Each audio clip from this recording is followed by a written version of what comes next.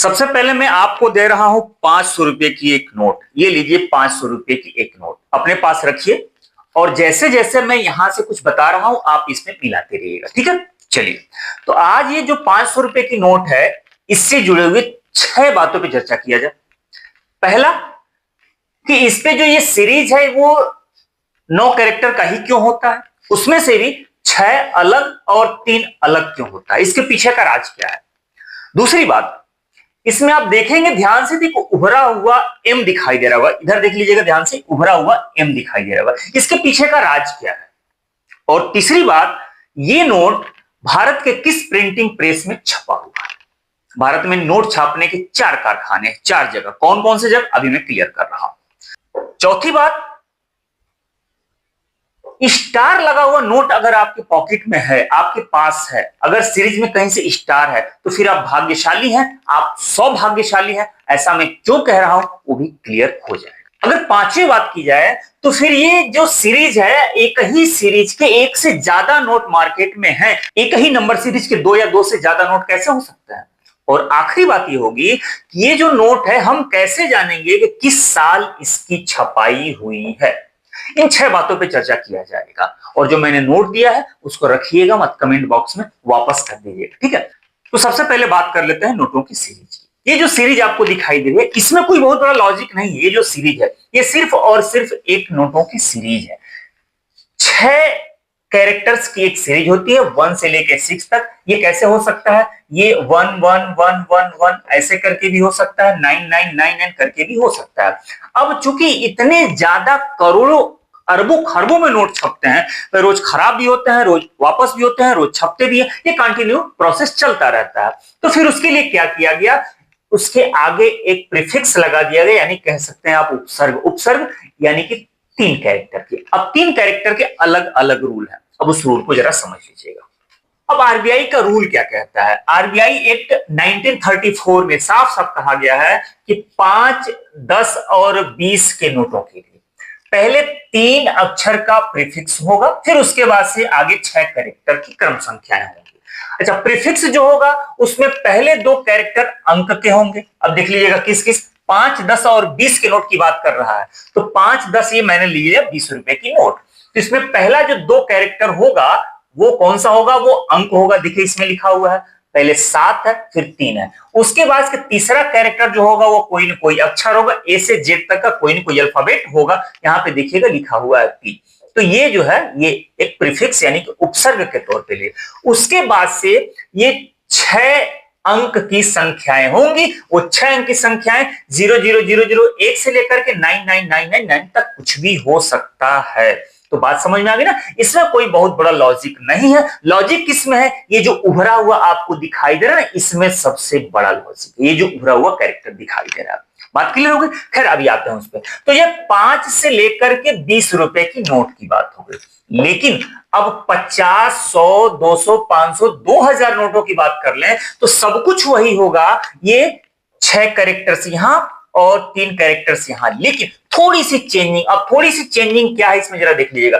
Prefix का पहला character ही सिर्फ अंक का होगा, इसमें जो पहला कैरेक्टर होगा सिर्फ वही नंबर होगा, बाकी इसमें 2 कैरेक्टर्स होंगे वो कोई ना कोई अल्फाबेट होंगे। इसके पहले वाले में क्या था कि शुरू के 2 कैरेक्टर्स नंबर थे और तीसरा जो है वो अल्फाबेट था, और यहां पे है शुरू का सिर्फ 1 कैरेक्टर नंबर है और बाकी 2 अल्फाबेट है। बाकी सब कुछ वही होगा। ये 6 जो नंबर्स हैं वो 00001 से लेके 9999 कुछ भी हो सकता है। फिर आगे सीरीज जैसे बढ़ती चली जाएगी, जैसे यहां शुरू किया गया 0AA से शुरू किया गया, यहाँ पे 999 पे खत्म हो गई, फिर 0AB कर दिया जाएगा, फिर खत्म हो जाएगा, फिर 0AAA कर दिया, ऐसे कंटिन्यू ऐसे चलता रहेगा। लेकिन एक बात बताइए, मैंने कहा कि पर डे नोटों की छपाई होती है, करोड़ों अरबों नोट छापे जाते हैं, क्या इतने ही नंबर सीरीज में ये नोटों की छपाई पूरी हो जा रही है? ना, नंबर रिपीट होंगे। तो कैसे रिपीट होंगे, अभी मैंने कहा था, वीडियो में शुरू कर रहा था तो मैंने कहा था कि सेम सीरीज के 2 या 2 से ज्यादा नोट आपके पॉकेट में हो सकते हैं। तो उसके लिए क्या होगा, उसके लिए देखिएगा समान नंबर की सीरीज वाले नोट कैसे आ जाएंगे। लगातार छपाई होती है तो प्रीफिक्स होने के बाद भी वह सीरीज कभी ना कभी तो खत्म हो ही जाएगी ना। तो जब खत्म हो जाएगी तो अब ध्यान से देख लीजिएगा, वर्ष बदलकर यानी कि साल बदलकर अब 2015 में जो नोट छपा होगा वो प्रीफिक्स लेकर के सीरीज लेकर के खत्म हो गया। 2016 में अगर नोट छप रहा है तो पॉसिबिलिटी है कि ये पूरा का पूरा प्रीफिक्स और सीरीज इसमें हो सकता है। तो 2015 के नोट में भी हो सकता है, 2016 के नोट में भी हो सकता है, 2025 के नोट में हो सकता है, 2026 के नोट में हो सकता है। ठीक है, मान लिया कि साल चेंज नहीं हुआ, 2025 में जितने नोट छापे जा रहे हैं अभी 2026 नहीं आया है, 25 में ही वो सीरीज खत्म हो गई, इतने नोट छाप दिए गए और फिर उसके बाद से तो होगा ये कि तब तक नहीं नए नोट छापे जाएंगे जब तक आरबीआई के गवर्नर या तो ना चेंज हो जाए या तो ईयर ना चेंज हो जाए। तो दोनों में कोई ना कोई एक चेंज होना चाहिए। तो फिर उस पर आरबीआई के गवर्नर के सिग्नेचर चेंज हो जाए तब सीरीज फिर कंटिन्यू कर दी जाएगी, या फिर अगर ईयर चेंज हो गया तो फिर कंटिन्यू कर दी जाएगी। जैसे ये देख लीजिएगा 2016 में ये सीरीज आ सकती है, फिर 2017 में भी ये सीरीज आ सकती है। ईयर नहीं है तो कोई बात नहीं, सिग्नेचर बदल दीजिए, कंटिन्यू हो सकता है। तो मैंने कहा ना कि अगर एक ही सीरीज के दो या दो से ज्यादा नोट आपके पॉकेट में है तो ध्यान से देखिएगा, या तो उस पर सिग्नेचर अलग होगा या फिर ईयर अलग होगा। तो ईयर कैसे पता लगाना है वो भी मैं क्लियर करता हूं। चलिए अब जरा इसको देख लीजिएगा, ये उभरा हुआ जो कैरेक्टर्स था यानी कि एम, इसमें एम दिखाई दे, इसके पीछे की कहानी क्या? इसे कहते हैं इंसेट लेटर। क्या कहा जाता है? इंसेट लेटर। ए से लेके जेड तक कुछ भी हो सकता है। नोट को छापने के लिए पूरे हिंदुस्तान में 4 प्रिंटिंग प्रेस है। कितने हैं? 4 प्रिंटिंग प्रेस हैं। अब वो 4 कौन कौन से हैं? तो नासिक में है, देवास में है, मैसूर में है, सालबोनी में है। इसमें से 2 जगह एक कंपनी काम करती है और 2 जगह एक कंपनी काम करती है। नासिक में और देवास में एक कंपनी है जो कि भारत सरकार के अंडर में काम करती है, जबकि मैसूर और सालबोनी में एक कंपनी काम करती है जो आरबीआई के अंडर में काम करती है। जो भारत सरकार के अंडर में काम करती है कंपनी, उसका नाम है security printing and minting corporation of India limited यानी कि SPMCIL। अब इसकी 2 जगह कारखाने हैं, प्रिंटिंग प्रेस है। करेंसी नोट प्रेस नासिक में है जो कि 1928 में स्थापित हुआ था, सबसे पुराना है ये। फिर उसके बाद से बैंक नोट प्रेस यानी कि देवास में है, ये कहां पर? मध्य प्रदेश, जानते होंगे आप लोग, 1975 में है। तो नासिक और देवास की जो कंपनियां हैं वो भारत सरकार के अंडर में काम करती हैं, जबकि आरबीआई के जो अंडर में काम करता है उस कंपनी का नाम है भारतीय रिजर्व बैंक नोट मुद्रण प्राइवेट लिमिटेड यानी कि BRBNMPL। अब इसकी जो कंपनियां है वो मैसूर प्रिंटिंग प्रेस यानी कि मैसूर कर्नाटक में 1996 में स्थापित हुई। फिर सालबोनी प्रिंटिंग प्रेस, यह है सालबोनी में यानी कि पश्चिम बंगाल, अब ये 1999 में स्थापित हुई। ये 4 जगह प्रिंटिंग प्रेस है। अब इस चारों प्रिंटिंग प्रेस का एक कोड डिसाइड हुआ है। अब कोड क्या है? अब यहां पे देख लीजिएगा, नासिक का कोड है RSTUV, देवास का कोड है EFGHK और मैसूर का कोड है ABCD या फिर कुछ नहीं यानी कि प्लेन। और फिर उसी तरह से सालबोनी का कोड है LMNPQ। ए से जेड में से ये इतने कोड डिसाइड हुए हैं। कौन कौन से कोड डिसाइड नहीं हुए ध्यान से देखिएगा। ABCDEFGHI, अब आई किसी को अलॉट नहीं हुआ है, आई जे भी किसी को अलॉट नहीं है, KLMNO किसी को अलॉट नहीं है, PQRSTUVWXYZ, ये जो है 7 अल्फाबेट, ये किसी को अलॉट नहीं है, यानी कि इस सीरीज के नोट आप नहीं देखेंगे। ये जो उभरा हुआ कैरेक्टर्स था ना, अभी मैं जो बार बार के दिखा रहा था उभरा हुआ, वो किसी को अलॉट नहीं है, वो किसी नोट पर आप नहीं देखेंगे। तो फिर बात मेरी समझ में आ गई कि अगर वो आपको दिखाई दे, देखिए इस पे आर लिखा हुआ है, दिखा ना उभरा हुआ आर आपको दिख रहा है, इस पे भी आपको उभरा हुआ आर दिखाई दे रहा होगा, इस पे ध्यान से देखिएगा उभरा हुआ एल दिखाई दे रहा है, इस पे उभरा हुआ एम दिखाई दे रहा है, इस पे उभरा हुआ एफ दिखाई दे रहा है और इस पे देखिए कुछ नहीं दिखाई दे रहा। तो कुछ नहीं दिखाई दे रहा, इसका मतलब है कि मैसूर में है, आर कहां है, एल कहां का है, आर कहां का है, एम कहां का है, एफ कहां का है। मतलब कि आपके हाथ में अगर नोट आए तो उभरा हुआ कैरेक्टर्स यानी उभरा हुआ अल्फाबेट देख करके आप ये जान जाएंगे कि वह नोट किस प्रिंटिंग प्रेस में छपा हुआ है। तो 4 जगह प्रिंटिंग प्रेस है, सबके अपने अपने कोड डिसाइड है। नोट छप करके जब करेंसी चेस्ट में पहुंचता है तो करेंसी चेस्ट में सारे नोट को चेक किया जाता है। तो कैसे हम जानेंगे कि कौन सा नोट कहां छपा हुआ है, जबकि ये सबकी छपाई यहां तक की जो छोटी से छोटी डिजाइन, मोटाई, सब कुछ समान होता है। चारों प्रिंटिंग प्रेस में सारे नोट छापे जाते हैं। अगर 10 की नोट की बात करें तो चारों जगह छपेगा, 100 की नोट की बात करें तो चारों जगह छपे। तो हम कैसे जानेंगे? तो करेंसी चेस्ट में इसी उभरे हुए अल्फाबेट से पता लगाया जाता है कि कौन सा नोट कहां से आया है। अगर कुछ गलती हो गई, कुछ फॉल्ट हो गया तो हम जान तो सकते हैं ना।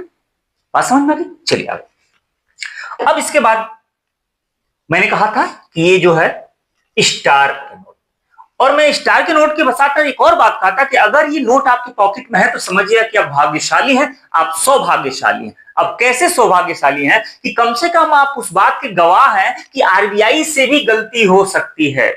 आरबीआई का एक फॉल्ट है जो आपके पॉकेट में पड़ा हुआ है। मतलब है कि आरबीआई जो है टेक्नोलॉजी के लेवल पे या मैन पावर के लेवल पे उसकी सिक्योरिटी जबरदस्त है।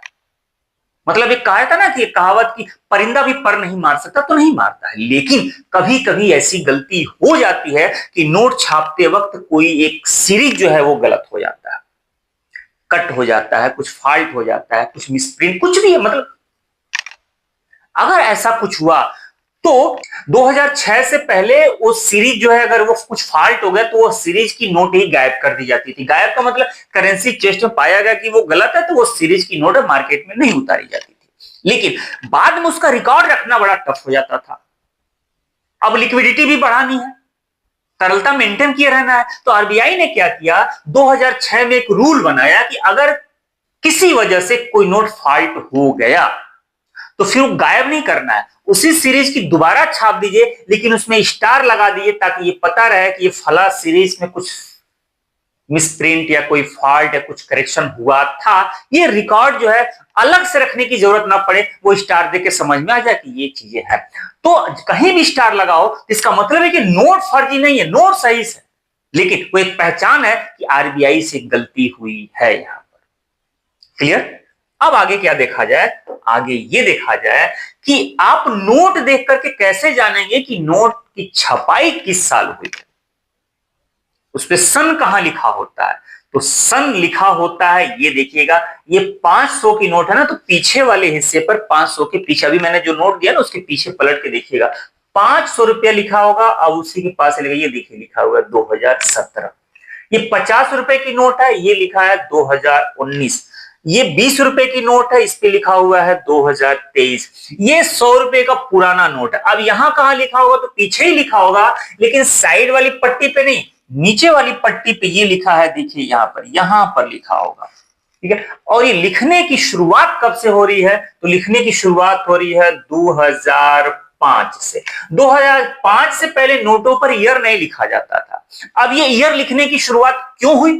तो याद कीजिए, अभी मैं जो बात कर रहा था ना कि एक ही जैसा सीरीज मिल जाए आपको, एक ही सीरीज के 2 या 2 से ज्यादा नोट मिल जाए, तो फिर ये ईयर लिखने की शुरुआत वहीं से हुई। उसके पहले क्या होता था, आरबीआई गवर्नर के हस्ताक्षर, सिग्नेचर चेंज होते थे, उसी के हिसाब से सीरीज भी चेंज हो जाती थी। लेकिन कभी कभी ऐसा हुआ कि आरबीआई के गवर्नर रिटायर ही नहीं हो रहा, 3 साल 4 साल 5 साल बैठे हुए हैं और उसी में सीरीज चेंज करने की जरूरत पड़ गई, एक सीरीज पूरी हो गई। अब क्या करें नए तरीके से, फिर ईयर लिखने की शुरुआत हो। ये मान लिया गया कि एक साल में उतनी सीरीज तो नहीं पूरी कंप्लीट हो पाएगी, कम से कम 1 साल तो लग ही जाएगा, 1 से ज्यादा साल लग सकता है।